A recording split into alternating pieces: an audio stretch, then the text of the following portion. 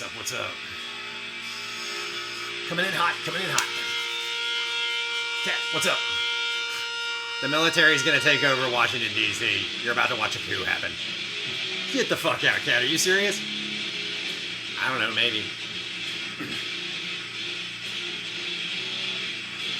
I hope y'all enjoyed that joke. It wasn't a joke.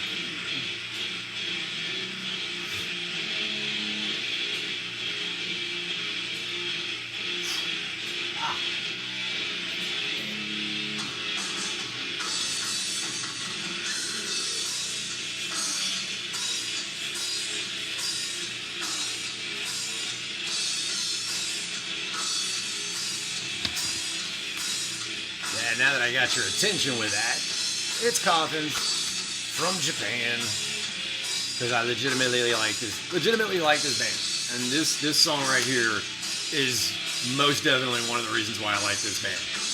It's a song called Warhead, and it's played live. Is that right? No, I take that back. It's The Unspeakable Pain. Warhead is the next track. Both amazing tracks. It is from Sacrifice to Evil Spirits. Holy shit. Almost can't see that. But it's Sacrifice to Evil Spirits.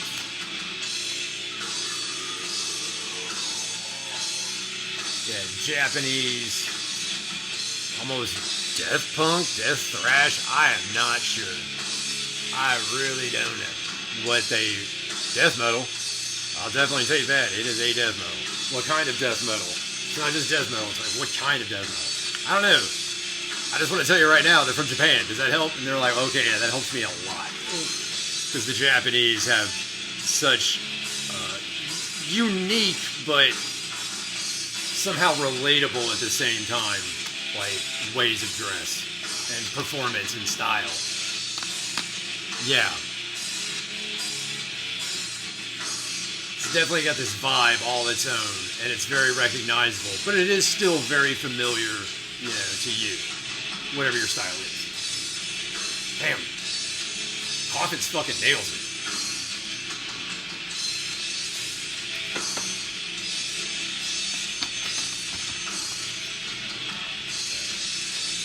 They've got a huge discography, so good luck, you know, I'm trying to get Coffins, the band. Coffins. Hell's Headbangers had some for sale. That's all I've gotten of Coffins was through him. I had heard of this band before I never heard of Hell's Headbangers.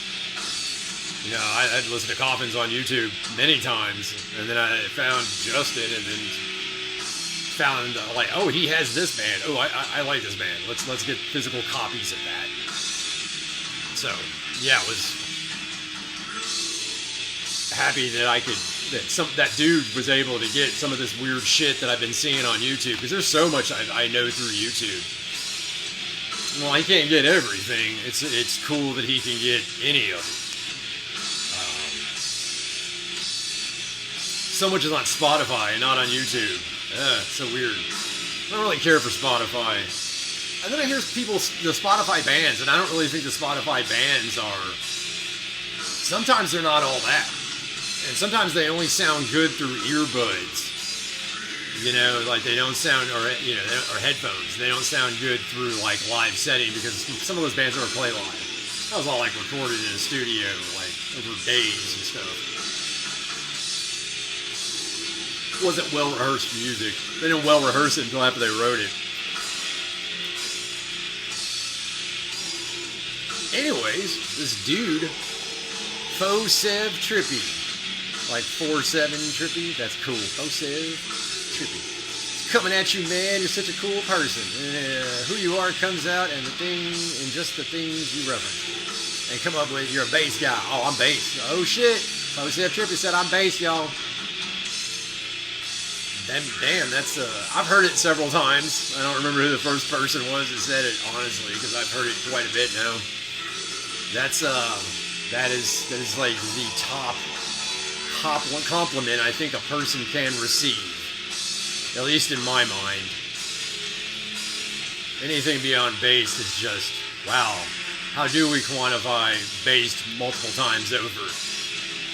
You know? But I'm a funny dude, entertaining speaker, appreciate that, man. Being entertaining in front of a camera with nothing else to bounce off of, get tiresome. It's tricky, you know, keeping it, as you said, the content is real and not all chopped up. Yeah. So I just learned to just kind of breathe and pace myself and just kind of keep it, you know, contained. So you got to rapid fire it, which all it means is, you know, I have to like know what I'm going to say ahead of time, you know, so I can rapid fire some ideas at you. It's like being in a meeting. That's how I've learned to get my brain to wrap around this. It's like a meeting with y'all. Hey, let's meet for 20 minutes in the morning, and then we'll get on and do this other shit, you know. I don't know, I worked on a lot of jobs where that happened, and it was fucking useful as hell sometimes, depending on what you were doing, I guess. Maybe not working in a warehouse.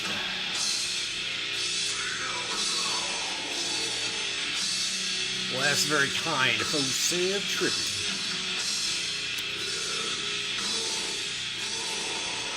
Oh, Christoph. Again, Christoph. What's up? Talking about ICE. He said they look into it further, but an executive order was signed promoting the involuntary institutionalization of unhoused individuals, particularly those with mental health conditions or substance use disorders. Seems some online believe this could lead to de facto criminalization and incarceration of the homeless people. Okay, let me jump in there for 1 second. I don't know anything about that executive order, and I have not bothered to check. I know how to check. You just go through executive orders and you start reading. Luckily, Trump has provided them all on his little fancy website that he's got. His website of president of office. And there's an executive actions, and you can scroll through them. And I keep up with that on a weekly basis. I'm looking at that. Okay, what have you done this week? By the end of the week, it's like, all right, what have you done? Giving that dude a check. Sometimes I'll just check Monday morning, and won't check again until next Monday morning, and I'll just get my information elsewhere. But I always check with those executive orders. So I'm not 100% on this particular one you're talking about, but let's just put a pin in that and say it's true. I believe you, actually. Without even looking, I somewhat believe you that that's a thing. So, okay, then you're like, some would believe, so if I just throw that in there, some believe that they could round up the homeless. That has been done in major cities in the United States, and it has been done for so many fucking years. In Houston, when I lived there was a, it's fucking loud. I'm trying to yell over it. Houston, in the 90s, I was living there. My mom worked downtown, so we knew all about this shit. A world summit, economic summit, I forget what the fuck it was called, but it was a world economic circuit. It was being hosted in Houston, and some of the most top economic minds of that era, or few-year period, went there and discussed economic things about the world. The city of Houston and law enforcement and mental health facilities scooped up all them homeless people, put some in deep hospitals, and drove the rest of them out to the middle of fucking nowhere and just dropped them off. Like, get the fuck out. There were no homeless in Houston. It was fucking trippy as shit. Like, no panhandlers, which you always saw them. No hoods running those dudes with protection rackets and shit. None of that. Like, the streets were fucking empty. The only people you saw were literally conducting business. So, you think they're going to do it now? They've done it in the past. I heard Gavin Newsom in California did the same thing to San Francisco for some reason or other. I don't recall what. But I do remember the backlash of, like, there's no more homeless. In Nashville, Tennessee, their first female mayor rounded up homeless out of a park. Even though the law enforcement and the surrounding communities had an agreement with the homeless people that the homeless people were going to clean up their part. Their part was to keep it clean, and there should be no crimes or police called here. And if any of these things go on, the cops are just going to hammer down on you. And those homeless people 100% agreed to those conditions. Agreed to the conditions. No drugs, no big crimes, keep it clean. People were living in tents and camps down there, and they were completely, I don't want to say nice, they weren't nice, because they would tell you, hey, this is our park. And all the locals knew it, and all the locals kind of like helped protect it in a way. And that first female mayor in Nashville went, oh, I want to use this park and put concerts and all this other fancy stuff in. I want to cram it into this park. So we need to clean up this park. Let's cut down all these trees. Oh, that's where the homeless people live? Don't fucking care. Literally, she was told there's a community living down there, and they've been down there for generations. That place was generations old, and it was completely peaceful. Now, you didn't want to go down there because the people down there were a different breed. Like, they were something unique down there. And if you stayed in the Nashville scene for any length of time, you would run into these people and not know who they were, because they were actually clean and shit like that. But they just lived literally outside in a park, and they'd been living down there for generations. Insane. So I hear you on this thing you're talking about, and I believe you, but I'm just saying, in our lifetimes, in the time you've been a right-thinking adult, these other things have occurred. And were they worse? No, but they were just as bad as you're proclaiming this one will be. And I'm just saying, historically, we have done that. And you may not have known it. This is probably the first time some people have ever heard that information. And I assure you, it is 100% true. That our government, is here in the States, periodically has done that. And in some countries, they get way more heavy-handed. Canada is actually way more heavy-handed on their immigration policy than we've ever been. Like, Canada's, seriously, overstay in Canada, that's not going to work out for you. But until it did work out for you. And then all of a sudden in Canada, everything, as long as an illegal did it, it was legal. As long as you were an illegal in Canada, you could do whatever the fuck you wanted. Literally, cops couldn't even arrest you. It's still that way. And that's what happens when organized crime gets in your fucking government. And they get in through your government every fucking time through that hand being out through campaign donations. Campaign donations allow corrupt people to stick out their hands and do corrupt things, meanwhile portraying this face of, I'm not doing that thing that you just saw me do. And you're so adept at buying their bullshit that you still just like argue, oh, red team, blue team. Left, right. It's a big fucking game we've been in for a long fucking time. All I'm saying, Christoph, is the motherfucker is coming to a head. Somebody had to pull the trigger for the last time. There's a thing called Last Man Standing. And the bad guys are whacking each other, and there's going to be a last man standing. And the military of the United States and the rest of the world, because your militaries have joined in too, they're all about to choose a side. And when that happens, it changes. And it's going to get really, really strange. It's not going to get as violent as you think. It's going to be violent, just not for you. But you'll see the backlash of what you... And that happened in Houston, that backlash of people living in a shell-shocked zone where there's like hundreds of lives and there was nothing. It was so unreal quiet that people were having a tough time going outside and into those cities. And the cities of Houston, like that downtown, depressed after that. Economic depression after that. Until investors had to revitalize that area to get people to go back there. Now people live down there and have a great time. It's so contrived and expensive and dumb. I don't know why you do it, but they do it. But, man. But humanity, Christoph, another thing. Humanity is built on massacres. Humanity has been shaped by massacres. They've found mass graves that go back 20, 30, 40, 1,000 years. And they're like, the only reason we're finding this shit is because it happened in a mass grave. And then they found different sites all over the world of different levels in decomposition. It shows us the fact that humanity is shaped by these tragic events. And you're finally coming to the end of one of them and the beginning of something else. Because there is nothing that's going to stop this. This beast is rolling, and the best thing you can do is not be underneath those tires when they come grinding. The problem is those tires are going to be wide, my friend, and you won't help but notice the aftermath.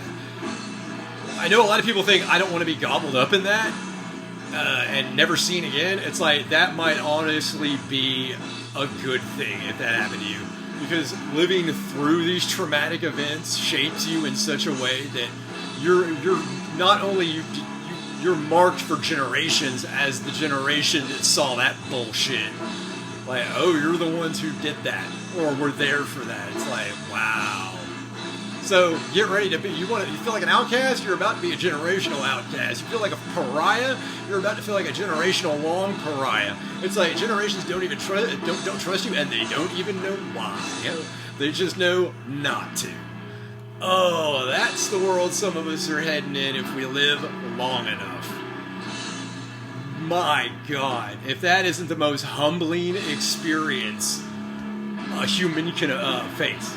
It's just grinding them down with the cold, hard truth. That truth fucking will end some people. They won't come back from that. It's tragic, but it happens. Zaza jumps in, given the track record of most governments and how radically inclined America and its government body is. Seems a logical goal they are aiming for. Oh yeah, Zaza is essentially agreed right there. But just given the track record of most governments and the direction it seems you're headed, yep, this is all very plausible.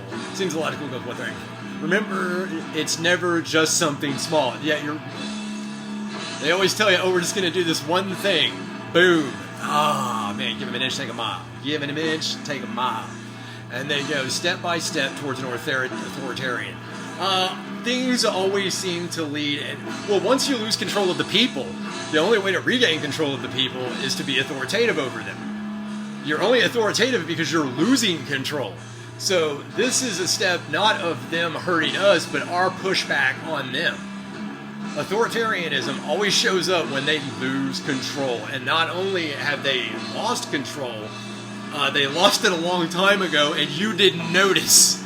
You didn't realize how weak they'd actually made themselves and how cornered they actually were, to where if you just turned around, all of you simultaneously, you'd realize there was only a few people. And if you just stopped them, you would have stopped it all. And that's humanity. That, again, I'm just going to go one step further from Zaza. That's humanity. That we are shaped by those events. There are people that live through those. There are people that live so far apart from those as if these moments, these epochs don't even bother them. Because they never experienced one firsthand. You, me, and everybody else in the comment section, and everyone you've ever known, is now going to be shaped by these moments that you are currently living through. And there will be people born that will wonder about you. And how did that person, these people in this area, how the hell did they do that? How did they get that fucking bad? And then they had to turn around and do something that awful just to free themselves. Like they had to become worse than their enemy. But you see that the person they were overthrowing was a very parasitical group of people that were just causing no end of harm. And the people to survive that and push through it had to do some very mean things to a lot of people. That is life on this planet. That is it. That's what the Bible wants to tell you. Look at this brutal shit you see going on right now. In your life. Now read this book. It's been going on for so damn long, and it's always going on over very similar reasons. One of them is acquisition of resource and resource management. That's ultimately what people fight over. How do I get my shit, and how do I take care of my shit? I want to eat, and I want a roof over my head. How easily can I put that together? And then what quality versus labor involved? And right now, everything's just gotten really difficult, and the harder you make that for a person, the more they're going to lash out at you. The harder it is to acquire daily resources and a roof over your head. You make that too fucking hard, and there's too many people doing that, they revolt so fucking fast that they can head spin. So there's always this balance they want to put us in, but they realize the length of time that the game is going on is coming to an end. We were playing round by round. When did the fight end? It was like, it ends when it ends. And we see now that one side is about to fail completely, and it is the banking cartels and the money system. And we realize with the money system, once you take out the financial stuff and the ability to trade resources, holy shit, it all comes crashing to a fucking halt.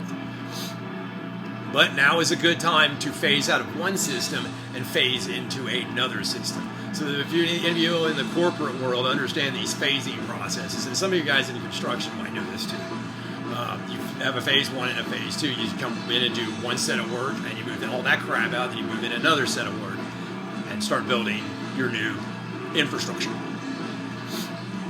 And so we're moving from one system to another. And by the time it is made a full cycle into it, you will literally forget about this shit. Once we get a good full cycle going, yeah, you will not want to remember this bullshit. You'll be so glad it's gone. Just be so happy the new thing's there, you won't realize how long it took.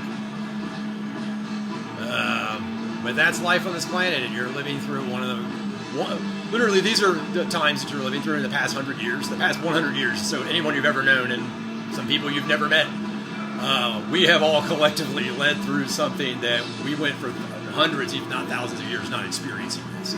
I say these moments come around every 2,000 years or so, and it's marked by even bigger events. 4,000, 6,000, 8,000, 12,000, it's all those numbers, those magical numbers. That's sacred geometry.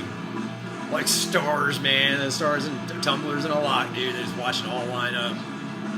Watch the effect happen. How does it happen? We have no idea. But it does happen.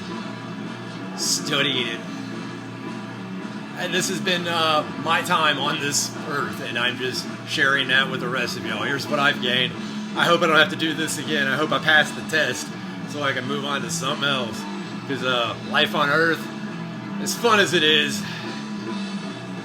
it's a lot of work down here. I'm Count of Pride, Appalachian Warlord. See you next time.